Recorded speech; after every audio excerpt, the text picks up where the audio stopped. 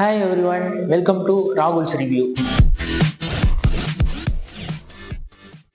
இன்னைக்கு நம்ம எதை பத்தி பார்க்க போறோம்னா தனுஷ் சாரோட ராயன் ட்ரெய்லர் எப்படி இருக்குன்றத பத்தி பார்க்க போறோம். தனுஷ் சாரோட ராயன் ட்ரெய்லர் வந்து ரத்தம் தெரிக்கிற மாதிரியான சீன்ஸ் நிறைய இருக்கு. சென்னை லோக்கல்ல ராவான கேங்ஸ்டர் ஆக்ஷன் படமா இது ரெடியா இருக்குன்னு நினைக்கிறேன். லைட்டா வெற்றிமாறன் சாரோட இந்த கான்செப்டை ஞாபகப்படுத்துது.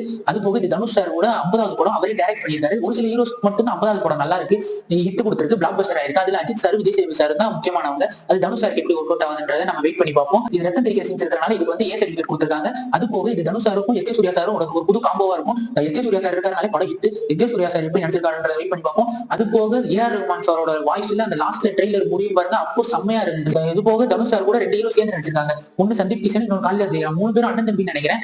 பிரகாஷ் ராஜ் சார் இருக்காரு, எல்லாருமே இருக்காங்க. படத்துல நிறைய ஆக்டர்ஸ் நடிச்சிருக்காங்கன்னு நினைக்கிறேன். சூப்பரா இருந்திருக்கு ட்ரெய்லர்.